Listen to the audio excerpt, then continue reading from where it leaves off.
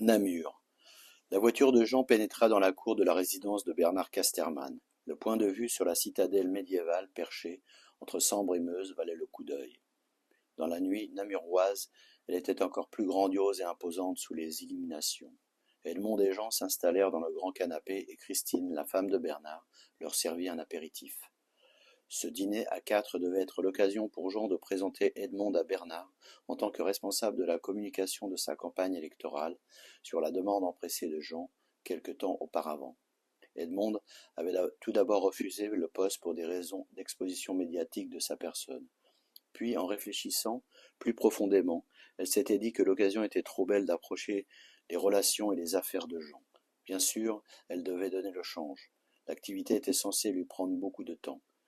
Elle s'était dit que si cela ne lui rapportait pas d'informations concrètes, elle se désengagerait en trouvant n'importe quel prétexte. Ce soir, Edmond était donc à la manœuvre face à ce vieux briscard de Casterman.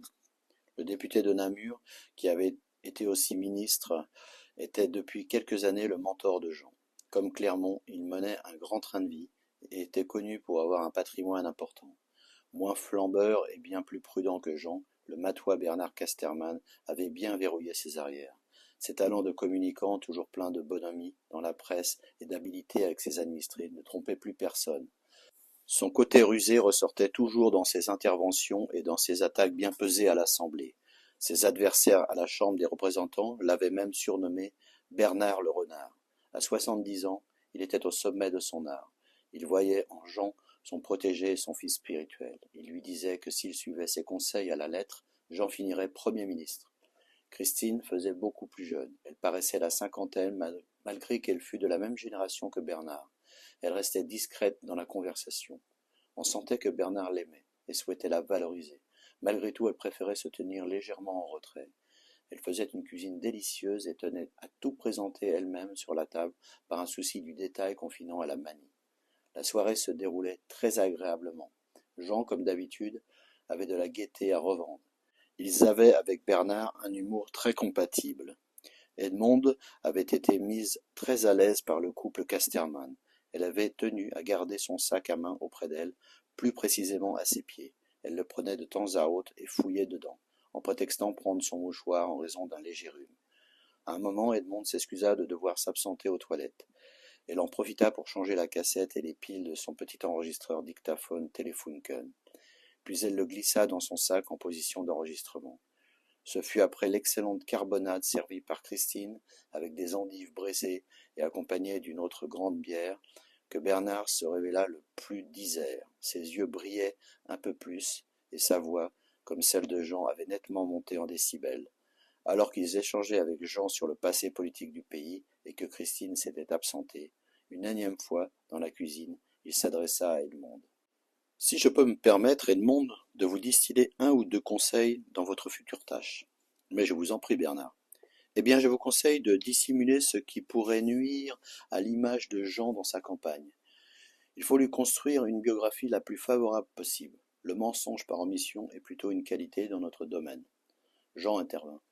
Bernard, voyons, tu vas titiller le côté bonne chrétienne d'Edmond. Ça va, Jean. Je ne suis pas une sainte. J'ai du discernement. Je sais que l'on ne peut pas tout dire dans la chose publique. Il est même carrément conseillé de s'arranger avec la vérité, si vous ne voulez pas avoir d'ennui. Vous savez, Edmond, la politique est aussi un jeu de dupes. La passionnante vie de parlementaire qui est la mienne depuis 40 ans recèle aussi des zones d'ombre. Il faut savoir mettre certains de ces principes de côté pour s'imposer et pour durer. Je le répète souvent à Jean, il devra mettre son mouchoir sur beaucoup de choses. C'est le prix à payer. Vous êtes en quelque sorte un mentor pour Jean. J'essaie de lui communiquer ce que je sais, ce qu'il faut faire et ne pas faire. Edmond prit le risque de lancer Bernard sur le sujet qui l'intéressait au premier chef. Vous parlez de principes à mettre de côté. L'action politique serait-elle différente sur le terrain de ce que les électeurs peuvent en penser? Vous savez, pour imposer le bien-fondé de votre action politique à des personnes influentes dans leur domaine d'activité, il existe 3 positions. La première position est la persuasion et la diffusion d'une idée par un discours bien construit et étayé avec des preuves irréfutables à l'appui. Celle-ci fonctionne des fois à l'échelle de la nation, mais rarement à l'échelle locale. Les gens sur le terrain s'arrangent plutôt avec la vérité qu'ils ne la regardent en face. La deuxième position est le passage en force. Celle-là fonctionne si le rapport des forces est en votre faveur, ce qui n'est pas toujours le cas. Et elle débouche le plus souvent sur de la rancœur qui vous sera préjudiciable dans les actions futures. En réalité, l'action politique se déroule rarement comme cela. En général, le donnant-donnant est la règle du jeu. Et c'est ma position. C'est la plus courante des façons de faire de la politique, en tout cas à l'échelon local. On commence par mettre ses convictions de côté, on observe le terrain et on constate ce qui est réalisable et ce qui ne l'est pas. En matière de politique économique, par exemple, ce qui peut se réaliser sur le terrain local est très souvent ce que désirent obtenir les acteurs économiques, et non ce que les programmes des partis politiques ont prévu de faire à l'échelon national. Ces programmes ne sont que des généralités, des grandes tendances souvent inapplicables dans leur ensemble. Alors en quoi consiste ce donnant-donnant? Tout simplement en l'acceptation d'un marchandage. Vous me demandez ceci, alors je vous demande cela en échange. Mais on pourrait vous rétorquer que c'est un système qui peut dériver facilement vers une logique de corruption. Quel vilain mot! Je dirais plutôt une logique de service, de gré à gré, et de système gagnant-gagnant. Si je veux imposer une action politique et qu'elle soit acceptée, il faudra donner ou céder sur autre chose en contrepartie. Tout fonctionne sur ce principe depuis que le monde est monde. Appelez cela comme vous voudrez. Troc, commerce, bourse d'échange, c'est toujours du donnant-donnant. Oubliez les grandes et belles idées, ma chère. Vous me dites que les grandes et belles idées ne fonctionnent pas au plan local. En gros, vous n'avez pas le rapport de force en votre faveur, ni ne pouvez user de la persuasion idéologique pour imposer leur réalisation. C'est exact. Il reste donc l'arrangement permanent et sûrement des fois la compromission. Je dirais plutôt que c'est du pragmatisme, et je voudrais que Jean gagne du temps en intégrant ce principe dès le début de son mandat. Enfin s'il est élu, ce dont je ne doute pas un instant. De plus, il vous a maintenant à ses côtés, Edmond, et c'est une chance inespérée pour lui. Edmond eut l'air gêné. Si, votre intelligence vous honore. Et sur ces mots, la conversation fut interrompue par Christine qui revenait de la cuisine, les bras chargés de ce qu'elle avait gentiment préparé. Elle partit dans une description précise de ses entremets et desserts. Sentait dans sa voix toute la passion qui l'animait à réaliser ce qui, pour elle, étaient des ouvrages d'art. Sur la route du retour via Charleroi, Jean déposa Edmond à Braine-le-Château. Sa Porsche 911 Carrera S jaune vrombissait devant le portail. « Tu conduis vraiment trop vite. Un jour tu vas te planter dans un fossé. Tu veux t'arrêter un peu ? » ?»« Non, Mathilde m'attend et je suis fatigué. Je te remercie vraiment pour cette soirée. Ils sont vraiment charmants les Casterman. Oui, maintenant que tu connais Bernard, tu pourras lui demander des conseils. Je n'y manquerai pas. » Edmond se mit à bâiller. « Je crois que je suis cuite aussi.